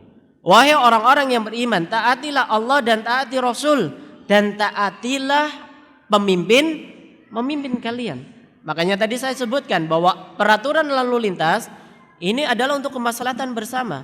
Ketika itu tidak bertentangan dengan syariat, maka wajib bagi kita untuk mentaatinya. Berarti ketika kita mentaati peraturan rambu lalu lintas tadi, itu adalah ibadah. Makanya jenengan 2 menit ketika menunggu di lampu merah itu adalah ibadah. Itu adalah ibadah. Ini yang pertama, pasar iman dan juga pasar jihad. Yang kedua adalah pasar Quran. Yang kedua adalah pasar Quran. Ya. Sebagaimana kita ketahui bahwa di dalam kita membaca Al-Quran, maka di sana banyak sekali pundi-pundi pahala yang Allah SWT siapkan kepada kita semuanya. Keuntungan akhirat yang luar biasa yang Allah SWT janjikan kepada kita semuanya. Allah SWT menyebutkan dalam surat Fatir ayat 29 sampai 30. Allah mengatakan innalladzina yatluna kitaballah wa aqamus salat wa anfaqu mimma razaqnakum sirran wa alaniyah yarjuna tijaratan lan tabur.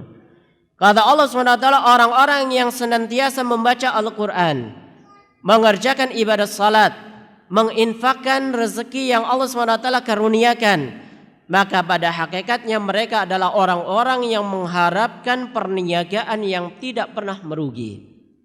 Ini menunjukkan bahwa ketika kita membaca Al-Quran, maka itu sebuah perniagaan yang tidak akan pernah merugi. Namun perhatikan bahwa orang membaca Al-Quran itu ada aturannya. Makanya sebuah ibadah yang kita menitik beratkan pada masalah kualitas itu akan lebih sempurna pahalanya. Oleh sebab itu ketika kita membaca Al-Quran, maka perhatikan ada aturannya, yaitu bagaimana cara kita membaca Al-Quran sesuai dengan tajwidnya. Makanya pasar Al-Quran ini itu dimulai dari kita mempelajari Al-Quran, mempelajari ilmu tajwid, ya. Kemudian kita mempelajari makharijul huruf. Kemudian kita membacanya pada setiap waktu yang kita miliki. Nabi SAW mengatakan iqra'ul Qur'an fa innahu ya'ti yaumal qiyamah safi'an li ashabihi. Bacalah Al-Quran, karena bacaan Al-Quran yang kalian baca kelak pada hari kiamat sebagai pemberi syafaat. Ya. Kemudian Nabi SAW juga mengatakan khairukum man ta'allamal Qur'an wa 'allamah. Yang terbaik di antara kalian adalah yang mempelajari Al-Quran dan mengajarkan Al-Quran. Berarti di dalam bacaan Al-Quran, mempelajari Al-Quran, mengajarkan Al-Quran itu sebagai pasar akhirat. Bisa kita gunakan untuk meraih pundi-pundi pahala kelak pada hari kiamat. Ini yang kedua. Yang ketiga, pasar salat. Kita mengetahui yang namanya salat merupakan sarana yang bisa menghubungkan kita bersama Allah SWT.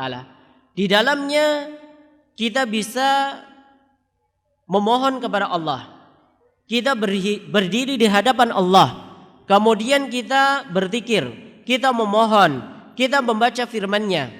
Yang mana kalau kita perhatikan ibadah salat adalah ibadah yang tumplek-blek di situ. Ada berbagai macam ibadah yang dijadikan satu dalam bingkai salat. Ada dalam bentuk merendahkan diri, ada dalam bentuk membaca Al-Quran, ada dalam bentuk berdoa, ada dalam bentuk berzikir, bermunajat dan seterusnya. Yang ini tidak dijumpai dalam ibadah yang lain. Oleh sebab itu Allah SWT menjadikan sebagai penentu kesuksesan seorang hamba di akhirat itu dengan baik tidaknya ibadah salat yang dikerjakan. Nabi SAW menjelaskan dalam sebuah hadis yang sahih bahwa inna awwala ma yuhassabu bihil abdu yaumal qiyamah min amalihi salatahu. Kata Nabi SAW, sesungguhnya hal pertama yang akan dihisab dari seorang hamba kelak pada hari kiamat dari amalannya adalah ibadah salat. Berarti ini menunjukkan kepada kita bahwa yang namanya salat ini merupakan tolak ukur kesuksesan seorang hamba. Di mana Nabi SAW melanjutkan, ya fa in salahat faqad aflaha wa anjah, wa in fasadat faqad khaba wa khasir. Kata Nabi SAW, apabila salatnya baik, karena ini yang akan dihisab pertama kali oleh Allah. Apabila salatnya baik, maka dia akan selamat dan beruntung. Namun sebaliknya, apabila salatnya buruk, maka sungguh kerugian dan kesengsaraan yang akan diraihnya. Hadis riwayat Imam Tirmidzi, Nasa'i dan yang lainnya. Hadis dinyatakan sahih oleh Syekh Albani. Di dalam hadis ini setidaknya menjelaskan kepada kita bahwa ukuran kesuksesan seorang hamba kelak pada hari kiamat adalah ketika seseorang bisa baik di dalam mengerjakan ibadah salat. Dan ketika berbicara masalah salat, maka berbicara tentang mulai persiapan mengerjakan ibadah salat, yakni memenuhi rukun, kemudian kewajiban dan juga syarat-syaratnya. Jadi jenengan ketika salat dan ingin dijadikan salat tersebut sebagai pasar akhirat, media yang kita gunakan untuk bertransaksi bersama Allah SWT, perhatikan persiapan mengerjakan ibadah salat. Kita harus mengetahui apa yang menjadi rukun, mana yang menjadi kewajiban, mana yang menjadikan syarat. Supaya apa? Supaya salat yang kita kerjakan itu bukan hanya ngasal dalam tanda kutip, atau dalam istilahnya orang Banyumas itu diistilahkan dengan salat rubuh-rubuh gedang. Ya, akhirnya rubuh temenanan. Ya, karena salatnya apa? Terkesan ngasal. Jenengan harus paham mana yang syarat, mana yang rukun, mana yang wajib. Syarat salat itu ada berapa? Ada berapa syarat salat? Jenengan pun pinten tahun salat? Pun pinten tahun? Pun dangu Ustaz. Ya. Syarat salat harus perhatikan. Kemudian rukun salat juga harus diperhatikan. Kewajiban salat juga harus perhatikan. Karena ini yang bisa menjadikan sah tidaknya salat kita. Ya, menjadikan sah tidaknya salat kita. Kemudian sebagaimana yang ada di makalah, ya ada pasar sedekah, ya kemudian ada pasar apa lagi? Di situ ada pasar kaget, kemudian ada pasar Ramadan, kemudian yang terakhir apa? Pasar kaget. Mungkin ada sedikit yang perlu dijelaskan. Pasar kaget adalah pasar, kalau kita lihat kepada definisi yang diberikan oleh Kamus Besar Bahasa Indonesia, yaitu pasar sesaat yang terjadi ketika terdapat sebuah keramaian atau perayaan. Berarti kalau ini dibawa kepada pasar akhirat, itu pada ibadah-ibadah, ya, ibadah yang bisa dilakukan ketika kita berinteraksi bersama orang lain. Kita tahu ibadah itu ada ibadah mahdhah, murni, ada ibadah yang sifatnya harus kita lakukan ketika berinteraksi bersama orang lain. Yang pahalanya nggak mungkin bisa kita raih kecuali harus bertemu dengan orang lain. Contohnya misalkan senyum. Jenengan nggak mungkin bisa dapat pahala senyum kecuali bersama orang lain. Jenengan kalau senyum-senyum sendiri, wah, ini bisa masuk ruang sakura Banyumas. Wa tabassamuka ala wajhi akhika shadaqah. Senyum yang kau sunggingkan kepada saudaramu adalah sedekah. Berarti pasar kaget, ketemu sama saudara kita, senyum, ada pahala, atau menolong, atau membantu, atau sabar, atau yang lainnya. Ini adalah pasar kaget. Ya, kemudian di pasar Ramadan, sebentar lagi bulan Ramadan, ada banyak sekali di sana momen-momen yang bisa kita jadikan untuk bisa menabur benih pahala, membaca Al-Quran, puasa Ramadannya, kemudian meraih malam Lailatul Qadar. Kemudian yang terakhir yang tidak disebutkan di sana, saya tambahkan di situ ada pasar malam. Ada pasar malam. Karena nanti supaya nggak ada pertanyaan, ya pasar malamnya kapan? Karena sudah pasar akhirat, pasar dunia. Pasar malamnya nggak disebutkan. Ya, untuk pasar malam itu lebih diidentikan dengan ibadah yang bisa kita lakukan pada malam hari. Yaitu di sana ada salat qiyam. Di mana Allah SWT menyebutkan sifat orang-orang atau kenikmatan yang diraih oleh orang-orang yang masuk ke dalam surga. Innal muttaqina fi jannati wa 'uyun akhidhina ma atahum rabbuhum innahum kanu qabla dhalika muhsinin kanu qalilan minal laili ma yahja'un wa bil asharihum yastaghfirun. Allah SWT menyebutkan ya orang-orang yang bertakwa sifatnya adalah orang-orang yang nanti ketika mereka mendapatkan sebuah keutamaan yaitu masuk ke dalam surga, mereka berada di taman-taman surga yang mengalir di bawahnya mata air, ya. Mereka menerima apa yang Allah SWT sudah janjikan kepada mereka. Apa sifatnya mereka? Kanu qalilan minal laili ma yahjawun. Sifat mereka ketika di dunia adalah sangat sedikit mereka memejamkan mata. Artinya mereka memanfaatkan malam sebagai media untuk bertransaksi bersama Allah SWT, mengerjakan salat malam. Kemudian wabil asharihum yastaghfirun. Ketika di waktu sahar, waktu pagi, mereka giat untuk memohon ampunan kepada Allah Subhanahu wa taala. Itu setidaknya pasar akhirat yang bisa kita sampaikan pada pertemuan hari ini. Mudah-mudahan bisa memberikan manfaat kepada kita semuanya. Adapun untuk pasar dunia, insyaallah nanti bisa kita ikuti pada sesi yang kedua. Wallahu alam bisawab. Mudah-mudahan bisa diambil manfaatnya, ya. Dan kita masuk pada sesi tanya jawab.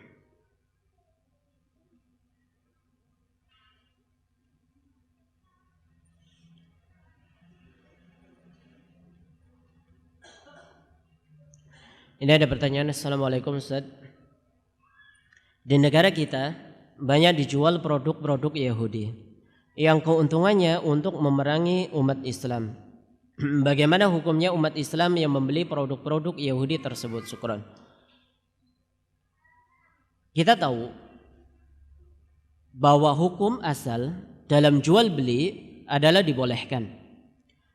Al-aslu fil muamalah al-ibahah. Al-aslu fil muamalah al-ibahah.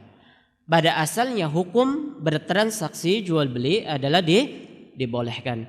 Kecuali ada dalil yang mengharamkannya. Kecuali ada dalil yang mengharamkannya. Ketika kita menjumpai di sekitar kita adanya produk orang-orang kafir yang ternyata dari produk tersebut hasilnya itu digunakan untuk memerangi umat Islam. Apakah kita boleh membeli produk-produk tersebut? Hukumnya dibolehkan. Hukumnya dibolehkan. Kecuali kalau kita memang mengetahui secara pasti bahwa produk tersebut atau keuntungan tersebut memang betul-betul hasil keuntungannya utamanya adalah untuk memerangi kaum muslimin. Akan tetapi kalau hanya sekedar informasi, kita belum memiliki data yang akurat, maka hukum asalnya adalah dibolehkan. Karena kalau kita perhatikan pada zamannya Nabi SAW sudah ada belum pasar? Sudah ada belum pasar? Ya, sudah ada pasar. Yang pasar pada zaman Nabi SAW itu banyak dari orang Yahudi. Dan orang Yahudi pada zaman Nabi SAW, apakah keuntungannya bukan digunakan untuk memerangi Nabi SAW? Digunakan untuk memerangi Nabi SAW. Akan tapi Nabi SAW membolehkan kaum muslimin untuk melakukan transaksi bersama mereka. Ya, bersama mereka. Jadi dalam masalah ini dibolehkan. Ya, dibolehkan. Ya, karena kalau seandainya sekarang kita ingin membatasi diri untuk tidak membeli produk orang-orang kafir, kita akan kesulitan. Saya katakan, ya sering ini menjadi sebuah pertanyaan dan seringkali dijadikan sebagai sebuah alibi bagi sebagian orang untuk memboikot produk orang-orang kafir. Ya mari kita kita boikot produk orang-orang kafir. Ketika saya katakan, ketika kita ingin memboikot produk orang-orang kafir, apakah kita bisa hidup? Ya, kita mungkin bisa memboikot untuk tidak beli pada produk tertentu, minuman misalkan. Karena ini dikatakan ini produknya orang Yahudi. Betul, oke, kita tidak membeli produk minuman. Akan tetapi kendaraan kita dari mana? Orang kafir. Perkakas rumah kita dari mana? Orang kafir. Kulkas kita dari mana? Orang kafir. Kita bisa enggak konsisten ya untuk mengatakan kita pokoknya enggak mau produk orang kafir? Kita sulit. Ya kita sulit. Ini bukan berarti kita melegalkan, akan tetapi apa? Ya kita mengacu kepada hukum asal, hukum asal. Allah alam bissawab.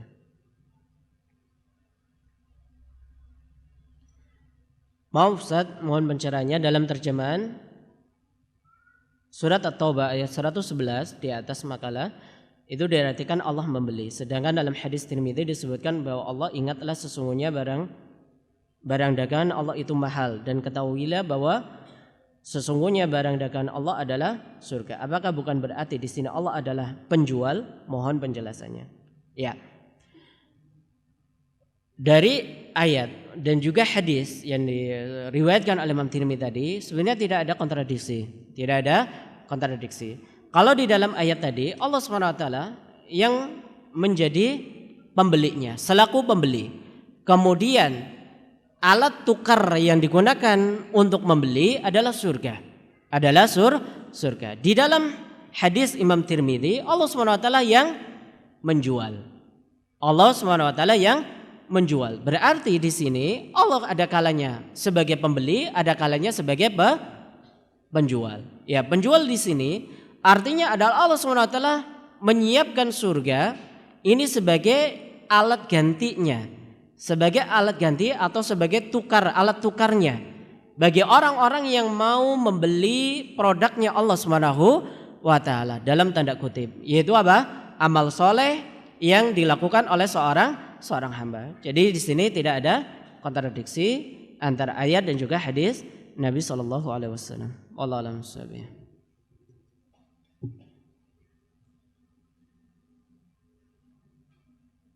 Ini apa nih?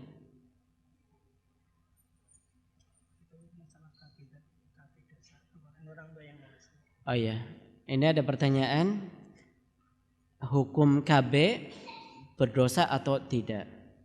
Ini pasar kok masalah tanya KB. Oh ya, mungkin ke pasar sambil beli alat KB gitu ya. Ya. Untuk masalah hukum KB, para ulama menjelaskan KB itu diklasifikasikan menjadi dua hukumnya. Ada yang hukumnya haram, ada yang hukumnya diperbolehkan. Untuk yang haram adalah ketika ada orang yang mengikuti program KB secara total. Artinya ikut program KB dengan cara diputus, yang nantinya tidak diharapkan lagi untuk bisa mendapatkan anak. Maka hukum yang ini banyak para ulama mengatakan sepakat hukumnya adalah haram. Mengapa demikian? Karena ini sudah di luar daripada tujuan inti seorang melakukan pernikahan atau menikah. Karena tujuan inti dari menikah adalah supaya mendapatkan keturunan. Makanya Allah SWT melarang kepada kita dalam salah satu firman-Nya, ya, la taqtulu awladakum. Janganlah kalian membunuh anak-anak kalian. Salah satu dalam bentuk membunuh adalah ketika kita mengikuti program KB ini. Karena di sana Allah SWT melanjutkan dalam firman-Nya bahwasanya ada orang-orang yang membunuh anak itu karena takut miskin. Makanya Allah, la taqtulu awladakum min imlaq, nahnu narzuqukum wa iyyahum. Kami yang memberikan rezeki kepada kalian dan juga kepada mereka. Jadi biasanya tujuan inti orang yang ikut program KB itu karena khawatir nggak bisa kasih makan, ya, nggak bisa kasih makan, ya. Harus ditumbuhkan keimanan di sini bahwa rezeki Allah SWT sudah menjamin rezeki kita dan juga rezeki anak-anak kita. Bahkan rezeki tersebut sudah didapatkan oleh anak kita sebelum apa? Sebelum dilahirkan. Dilahirkan. Ada yang seorang anak begitu dilahirkan langsung dapat rezeki 10 juta. Begitu lahiran ada orang yang jengkuk ngasih uang 10 juta. Rezekinya siapa ya? Rezeki anak jenengan. Ya, rezeki anak jenengan. Walaupun yang dapat bapaknya sama ibunya. Jadi ini yang pertama. Untuk yang kedua, yaitu ketika ada orang ikut program KB, tujuannya adalah untuk mengatur jarak lahir. Untuk mengatur jarak lahir. Maka para ulama membolehkan. Ya, berdasarkan dalil hadisnya Jabir yang mengatakan kunna na'zilu wal Qur'anu unzil. Ya, kami dahulu itu biasa melakukan azal. Sedangkan pada saat itu Al-Quran itu masih turun. Azl itu adalah orang yang ketika melakukan hubungan badan bersama istrinya kemudian tidak dikeluarkan di dalam rahim istrinya. Itu namanya azl. Ini para ulama menyebutkan itu dibolehkan ya dalam rangka untuk mengatur jarak kelahiran. Jadi untuk hukum KB itu dirinci seperti tadi. Ada pertanyaan? Iya.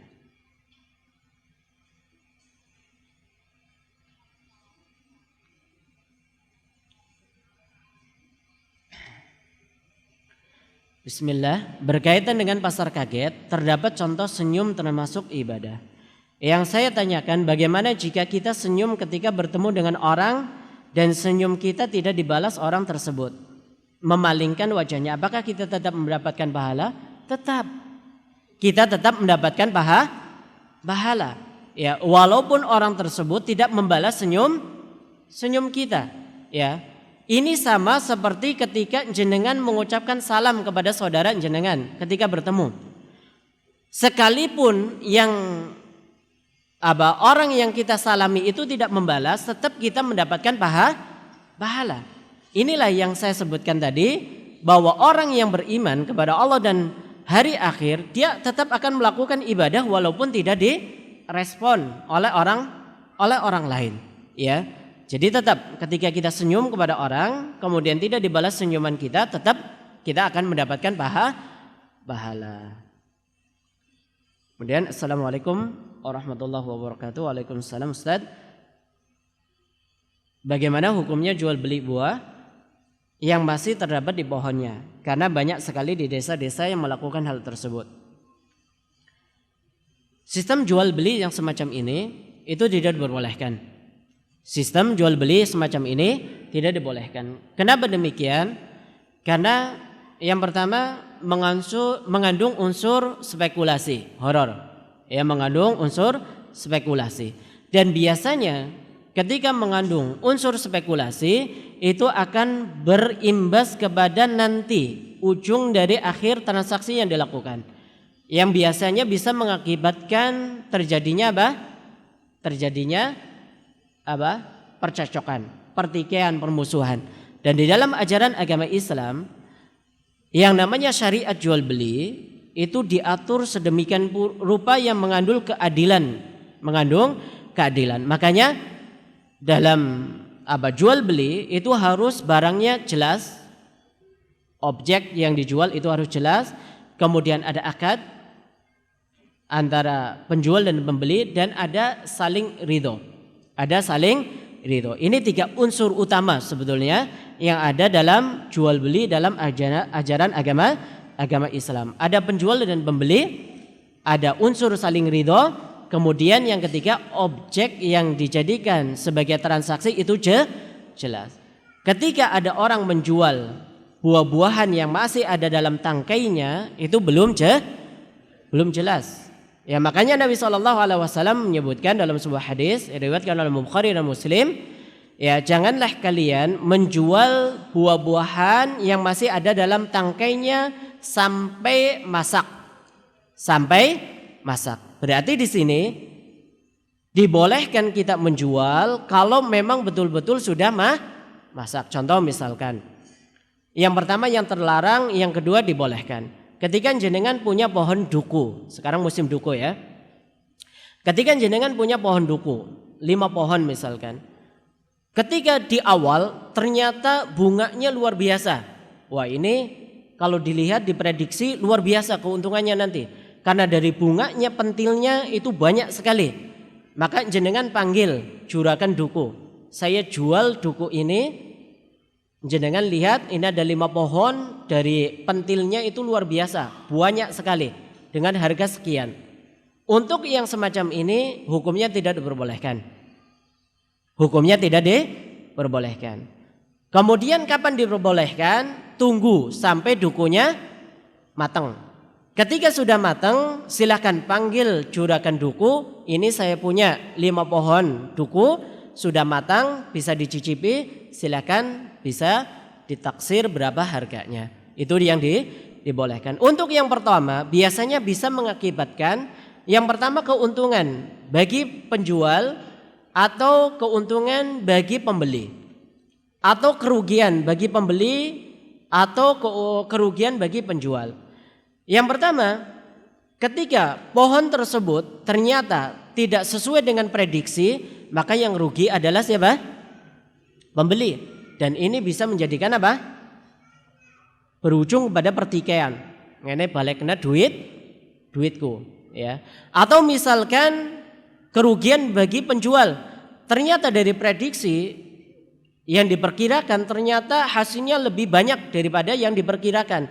Berarti yang rugi siapa? Penjualnya, ya, pemiliknya. Makanya tidak diperbolehkan. Kemudian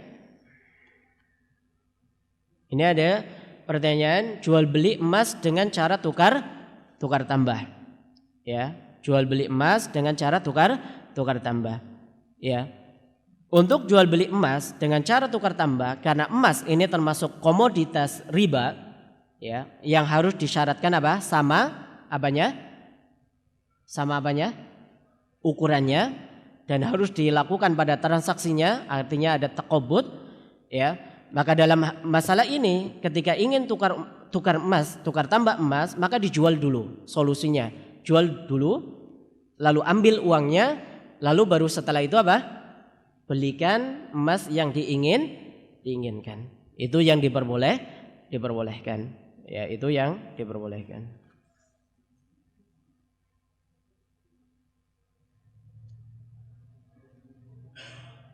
Ini ada pertanyaan. Assalamualaikum Ustaz. Manakala kita akan berangkat ngaji, kemudian ada orang yang bertanya, mau kemana? Lalu kita jawab mau bisnis. Maksudnya bisnis dengan Allah. Apakah boleh kita menjawab demikian? Boleh enggak? Jenengan ya bersama keluarga dari rumah ditanya sama tetangga, mau kemana Pak? Mau bisnis. Maksudnya mau apa? Mau ngaji. Boleh enggak kita mengatakan seperti itu? Boleh enggak? Tadi kan sudah bahas pasar akhirat. Boleh enggak? Secara hukum boleh aja. Secara hukum boleh aja. Karena bisnis di sini bisa dimaksud mungkin tetangga, oh iya itu kan penjual kerupuk. Ya pantas saja mau bisnis, mungkin mau jualan kerupuk kayak gitu kan. Ya. Atau ya sesuai dengan apa yang dipahami sama orang yang bertanya, dibolehkan.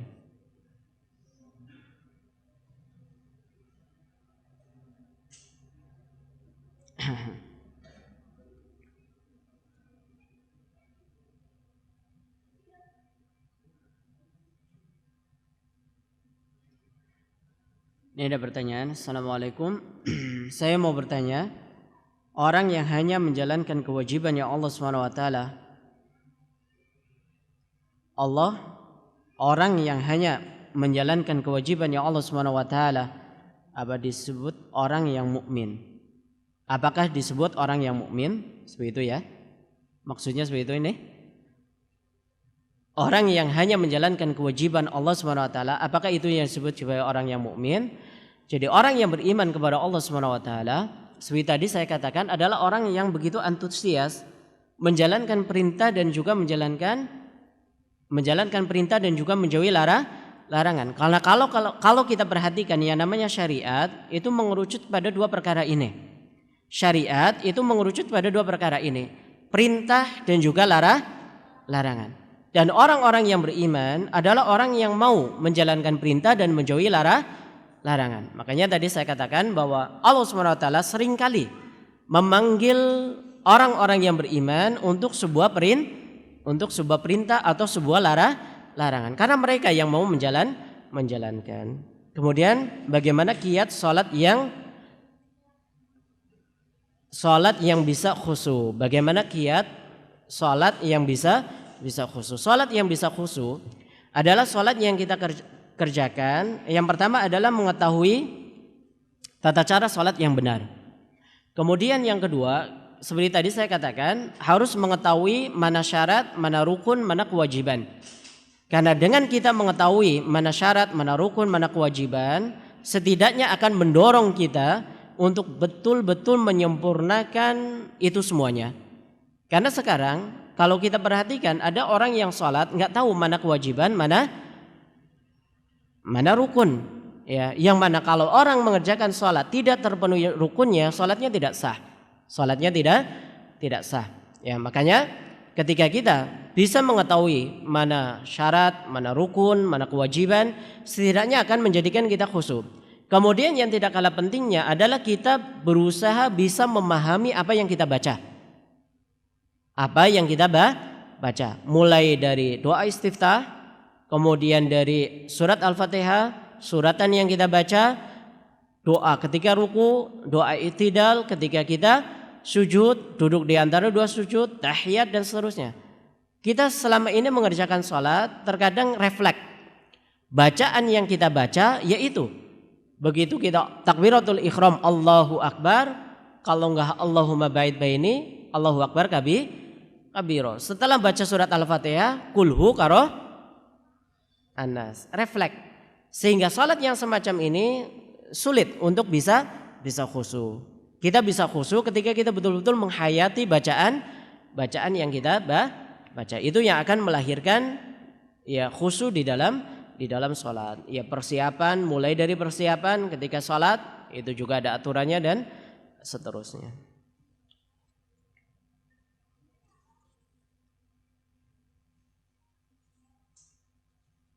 Ya, itu barangkali yang bisa kita sampaikan. Terima kasih atas segala perhatiannya dan mohon maaf atas segala kekurangannya. Kita akhiri. Wabillahi taufiq hidayah. Subhanakallahumma wa bihamdika asyhadu an la ilaha illa anta astaghfiruka wa atubu ilaik. Assalamualaikum warahmatullahi wabarakatuh. Ya.